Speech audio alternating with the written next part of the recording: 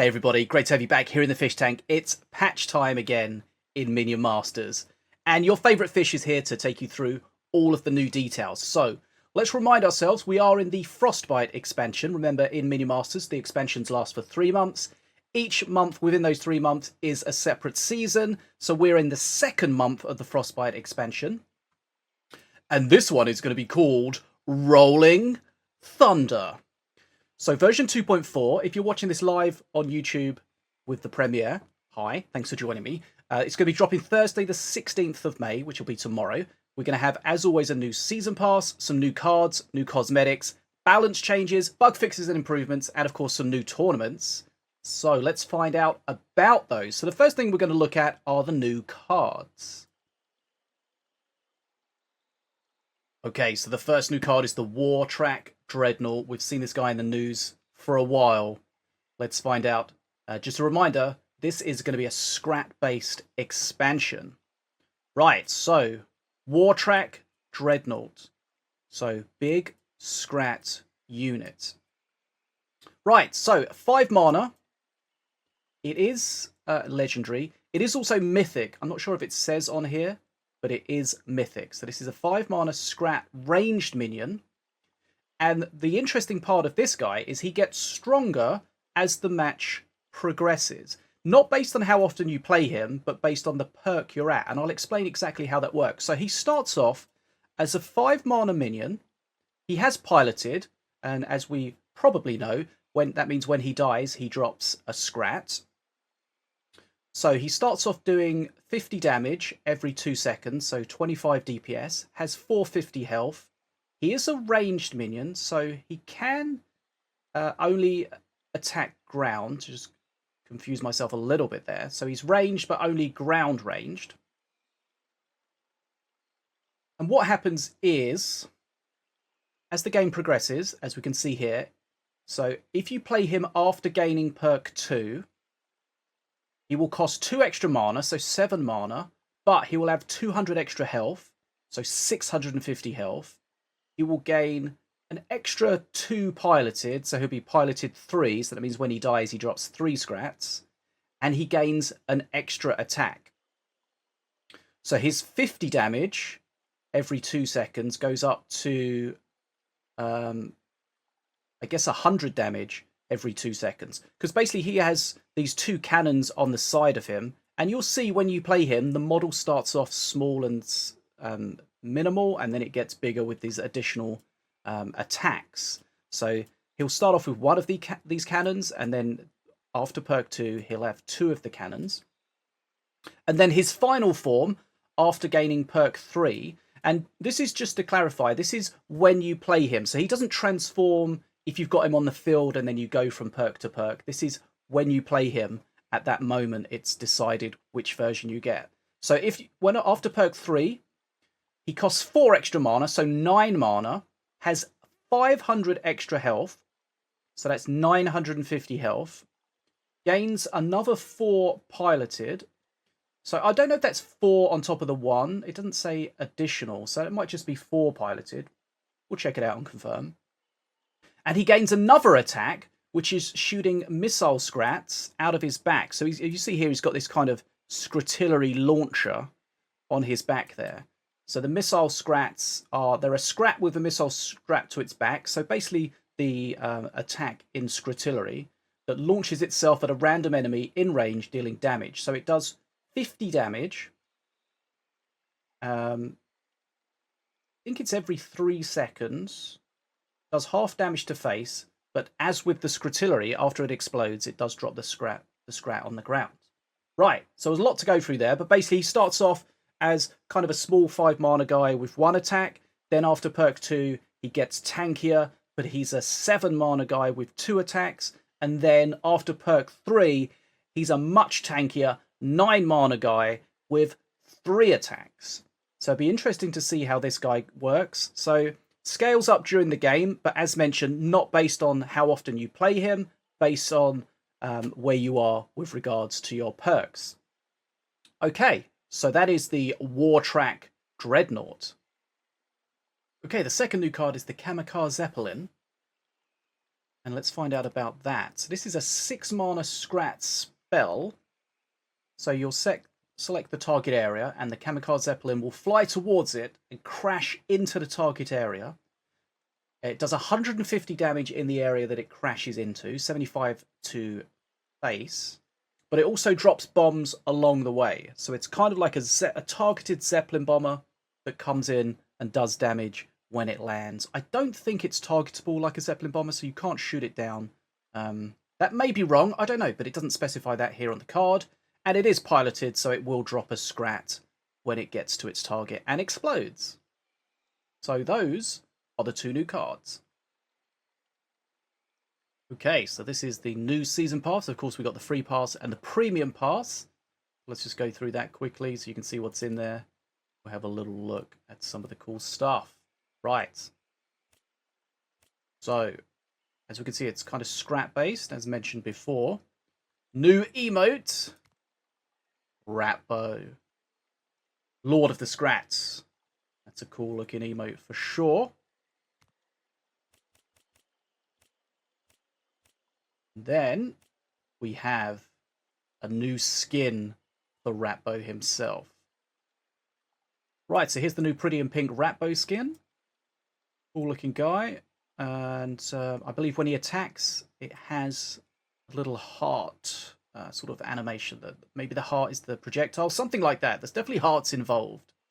So check that out. But that's a nice addition to Ratbo.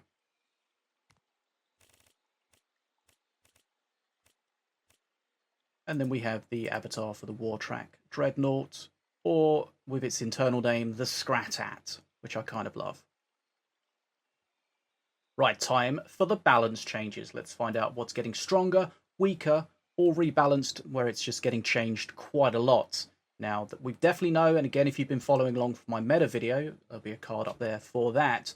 There's some stuff that is very strong, very heavily played when we look at the leaderboard deck. So let's see if that stuff is getting nerfed. Right, first up, we have a buff to the Arcane Barrage. So remember, this does 3 projectiles and then an extra projectile every time you use it. It's up to a maximum of 10, and the damage of those projectiles is going up from 55 to 60. So some breakpoints where it will trade a little better. And of course, at the top end, it will now do 550 damage instead of, 600 instead of 550.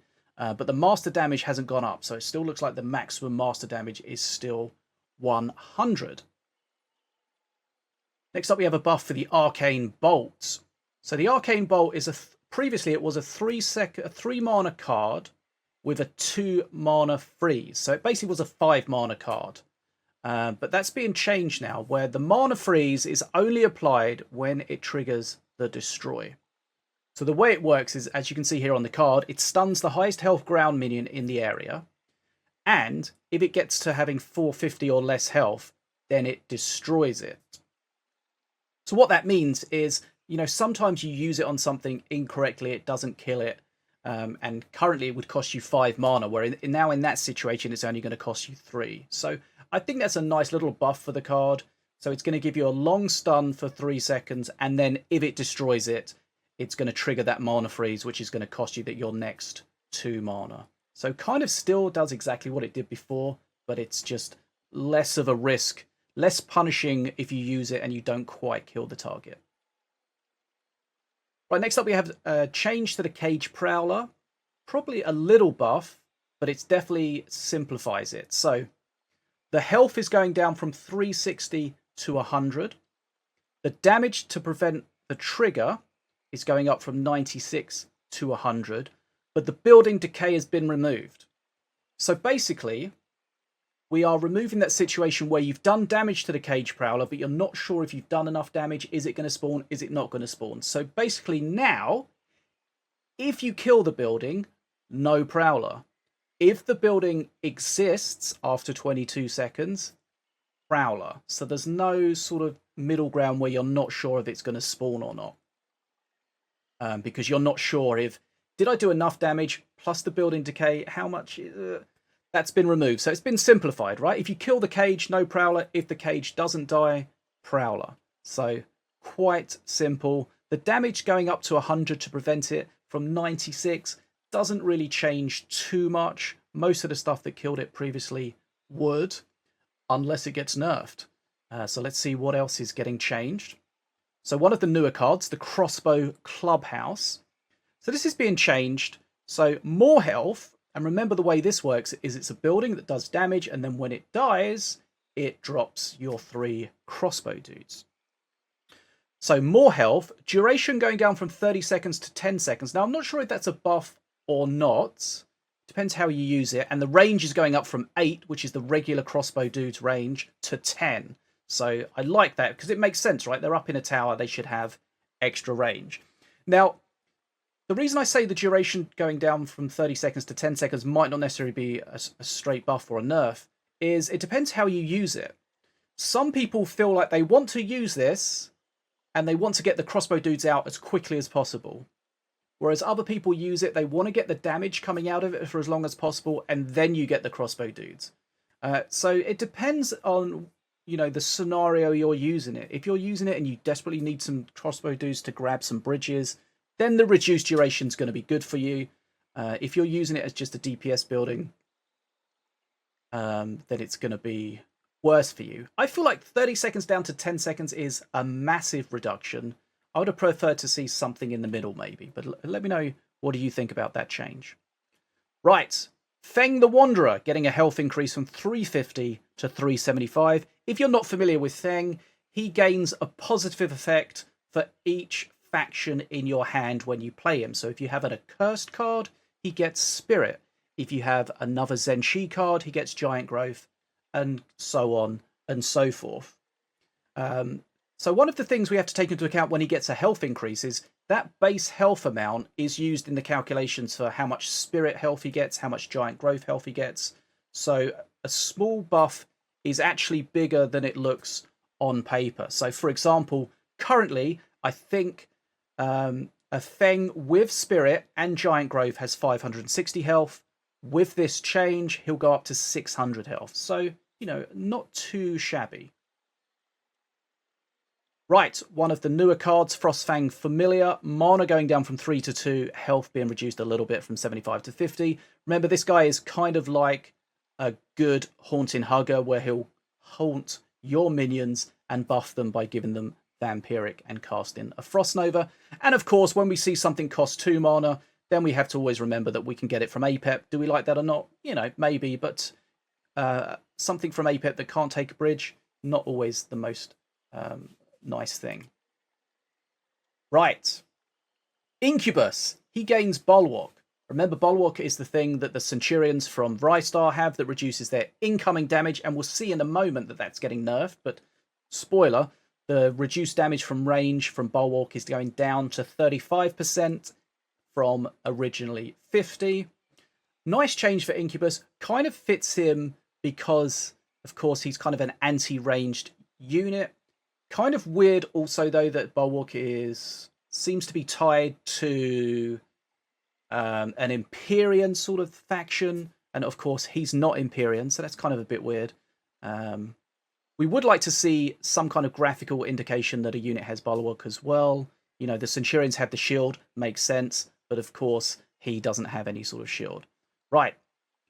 And we saw the Frostfang Familiar get a buff. Now we see a buff for Nazara the Cold Countess. So her health is going up a little bit from 400 to 450.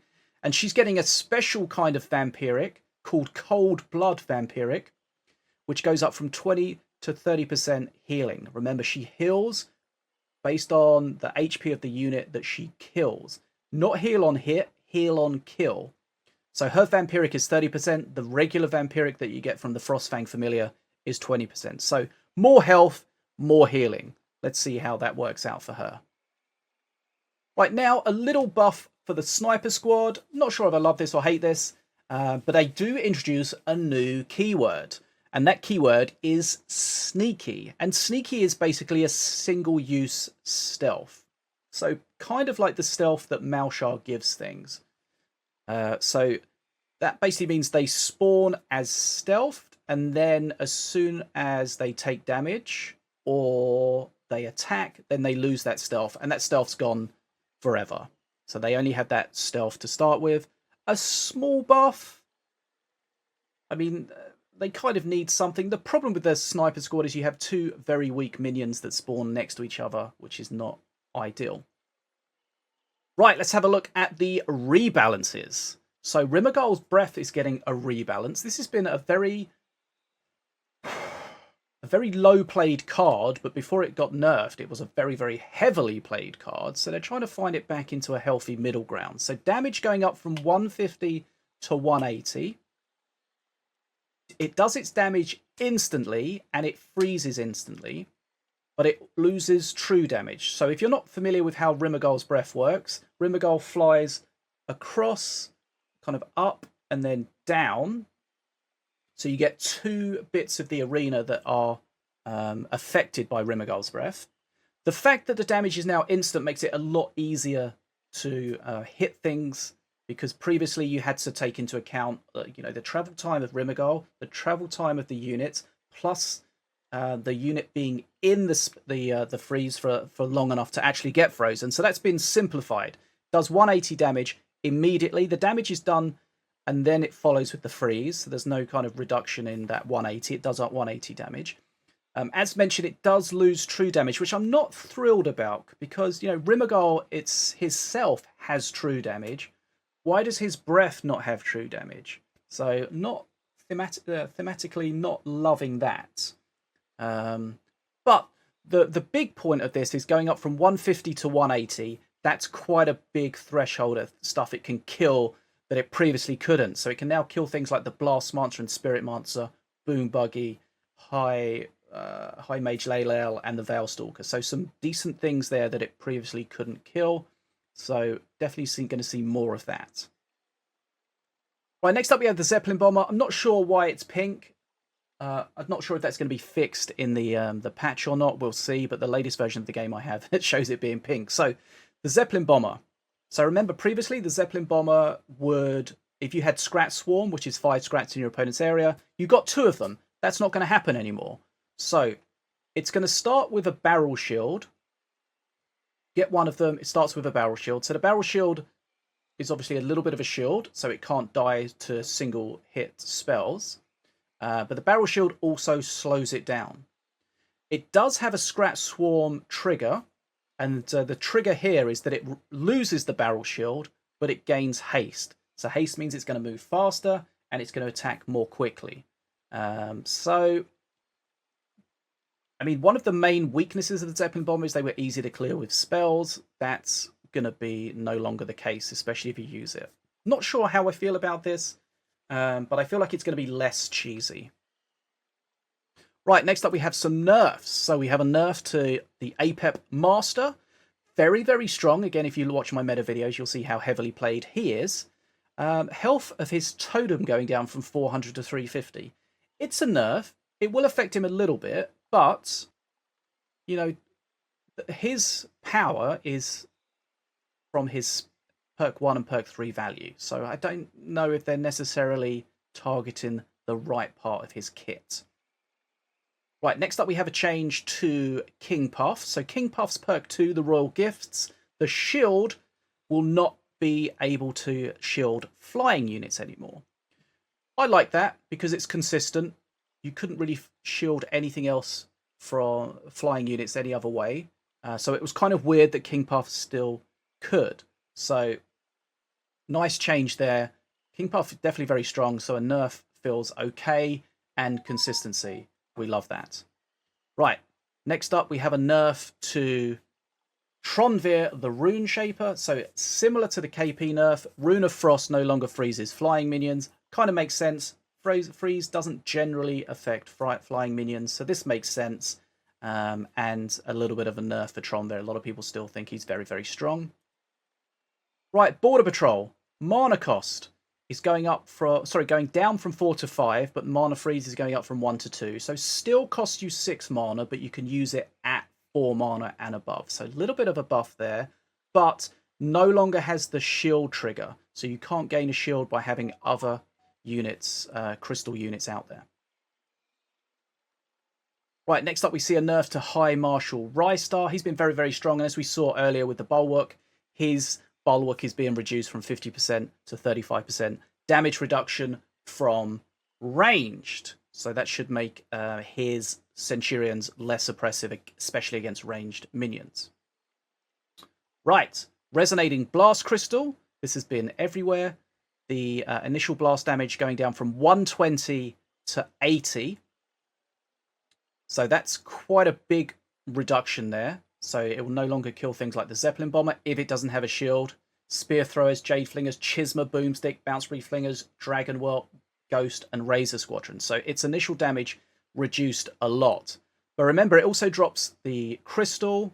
So the first time you use it, you get the initial damage in the crystal. The second time you use it, you get the initial damage plus the 2 exploding crystals.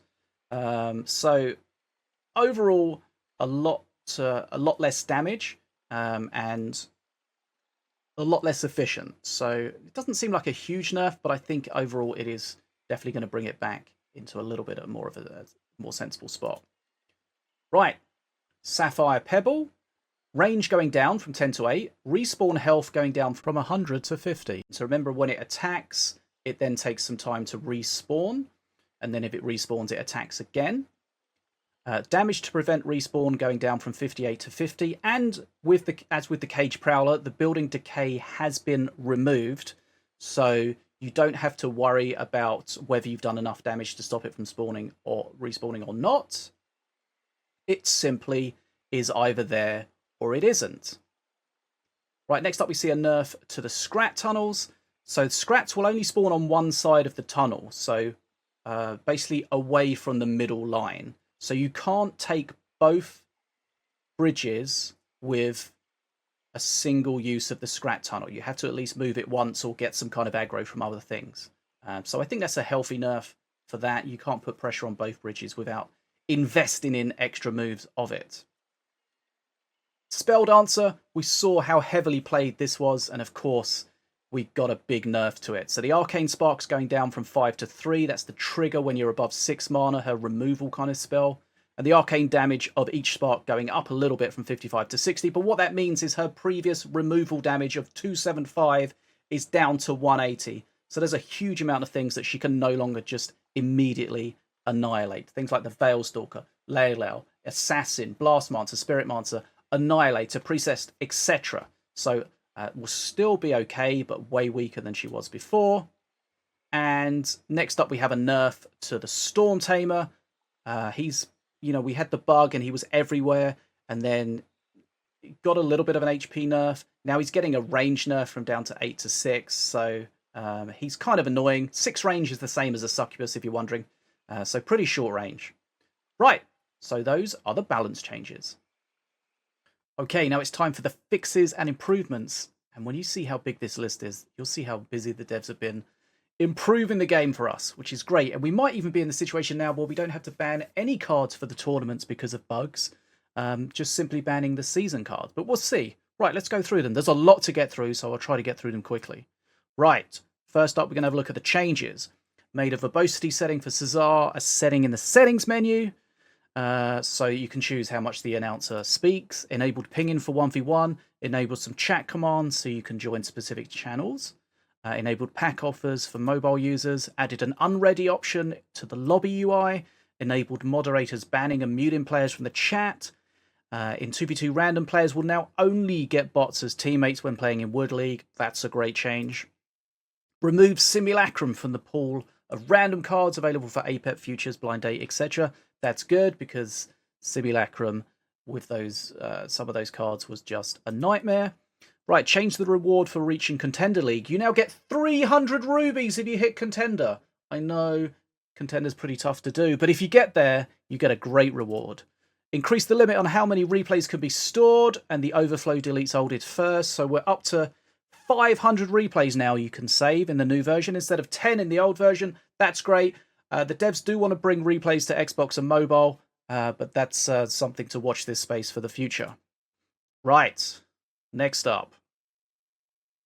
Changes continued. Allowed the Android version of the game to use the notch area around the front-facing camera. And now we're on to the fixes. Fixed compression issues with cards and avatars on the leaderboard for low-quality settings. Fixed the game sending an incorrect error message when joining a lobby that had already been closed. Fixed visual issues in the Scrat World Arena. Made card sorting consistent between all fields that use card sorting. Fixed the search field in the collection menu, searching only titles and not descriptions. And the fixes continue. Fixed an issue where the depth of field could make masters blurry in the customization selection menu. Fixed emote wheel having wrong labels for controller inputs. Fixed emotes becoming large and stuck in that state in the emote selection. Fixed button logic in the everything tab of the collection menu where it would try to add unowned cards to your current deck instead of you letting you craft them. Removed the minimize deck list button again. They're removing it because there's no real reason for it to be there. But this time there should be a safety in place which prevents people from ending up in a permanently minimized state. Fixed an issue in the drafting flow where the UI would momentarily flicker and show different cards, I think. Right, next up. Fixed multi-line pack names in the shop overlapping content details. Attempted another fix that Chinese characters being highlighted. Fixed an incorrect error message when hitting cancel on the mobile app update screen. Fixed the mobile app update screen not showing decimals. Fixed profile level rewards showing grayed out before the player had a chance to obtain or claim them. Fixed relics not showing up in the streamer UI, so that's for adventure mode. Fixed multiple cases of ability cards getting stuck in hand, so that's the Scrat Tunnels, Azog, cards like that, so hopefully that's not a problem anymore. Fixed aimbot failing to enable the tech counter. Fixed an issue where the anti-cheat would fail to complete properly and invalidate matches where it should have resolved the match correctly. That's a big one. That's where if you got to the end of your matches and the game just kind of hung and did nothing, that's that bug, and that should now be fixed. Great. Right, fixes continued. Fix an issue with the ATG drone behaving incorrectly. I think that was when it was frozen. Fix Battle Shihao not benefiting from his attack speed increase properly. I think that was his first attack wasn't buffed like the rest of his attacks, so he'll be a little bit stronger. Fix Black Hole removing huggers. Fix Blade Star visuals being out of sync with the effects. That the Blade Star disappeared but did damage for a little while longer, so that's fixed. Fixed Healing Fireball visuals being out of sync with the effects. Same sort of thing. That was kind of a bug from the last patch where they tried to buff it so it healed quicker, but they messed it up and it was only the animation that was faster. Fixed Combustion targeting not taking unit width into account, so if you've been trying to target Combustion and missing it, that should be fixed. Fixed Frostfeather's model breaking after being frozen by Rimagal. Fixed Hellfire dealing no damage after the TAS had been destroyed. Fixed Holy Fire tooltip incorrectly indicating master damage. Fixed War Dancers occasionally being invisible. Fixed Korgoth occasionally hitting targets behind him. That's a great one because he's hard to deal with. And when he had this bug where he hits things behind him, like where are you supposed to place your units? Now you can safely be behind him. Fix the Laylal's Vortex Relic effect, not triggering the VFX properly. That's another adventure thing. Fixes continued. Fix Mordar's tombstones, rotation to be correct for all players. That was only for his big tombstone, and sometimes it was turned the wrong way and you couldn't see the charge. Fixed an interaction between the Mordar Mantra with the Dead Skin and Apep's Shield Totem VFX that could cause black glowing orbs to float around Mordar. Fixed Storm Tamer being able to target enemies affected by Black Hole. Fixed Storm Tamer not properly interrupting attacks with the Cyclone. Fixed Wrecked losing One Punch Blast when using Shadow Dance. Fixed the rarity of the Frostfang familiar avatar. It was incorrectly being displayed as common, but it is in fact supreme. Fixed the Resonating Blast Crystal not triggering the Master Spell cast VFX. Every time you use a spell, there's a little VFX around the Master Tower with a little scroll with the icon of the spell that was missing for the Resonating Blast Crystal. Fixed an issue with the Rocket Scrat losing its target while midair, which could cause it to become stuck and untargetable. If you've ever seen a bridge that you couldn't take, that was probably almost definitely because of this bug. That's now been fixed. Fixed Ruby's ability main cannon not properly highlighting targets. Fixed Simulacrum being permanently replaced when copying Adventuring Party. Fixed invisible units getting healed, removing their invincibility. Fixed Defenso not stunning Veil Stalker when she used her AoE attack against her. Fixed Fuck's interaction with mobilized enemies. He now correctly pulls himself to immobilized enemies. So if an enemy is immobilized through Snake Druid, something like that, he'll pull himself towards it. Fix Wogasaur Pup getting stuck in place when the spit target dies before the spit can hit. Fix Mardred Avatar being incorrectly configured in the back end. New version will allow some people to own the avatar twice. Fix various translation issues. Okay, let's talk about the tournaments for the new patch. So as always, we're going to have our Knight's Duel our 1v1 $400 prize pool tournament. That's going to be on Saturday, the 25th of May. Links in the description. And we are really trying to get my fishbowl brawls to come back. There was a lack of interest for a while. People have got more interested in it now. So we're going to bring it back. So again, link in the description. Please join that. 1v1 and 2v2 starting on the 23rd of May. Tons of rubies to be won. Lots of cool stuff. And remember, all the all the events now are cross-platform. That means that PC, Xbox, and mobile players can all get involved. In fact, we've already had mobile players in the last tournament. So whatever platform you're on, you can get involved. So it would be awesome to see you being part of that. Right, so let's just remind ourselves, Rolling Thunder 2.4, it's dropping Thursday the 16th. We've got the 2 new cards, the Wartrack Dreadnaught and the Kamikazeppelin. We've got the new cosmetics, including the awesome new Pretty in Pink Ratbo skin. We've seen all the balance changes. We've got a bunch of bug fixes and improvements. And of course, as we just saw, some new tournaments. So that's all I wanted to cover really today. A lot of cool stuff to look forward to. Can't wait to get involved with this tomorrow. Please drop by my Twitch channel as we go through all of the new stuff. Try out the new cards. See what the new channel, the new content is like. And as always, if you're enjoying the content here on the Fish Tank, it would be great to have you as a subscriber. And if you enjoy this video, please give it a thumbs up. Let me know in the comments, what do you think about the new cards? What do you think about the balance changes? Always good to have a discussion about that kind of stuff. So that's pretty much it. I'm Bad as a Fish, and I'll see you again soon here in the Fish Tank.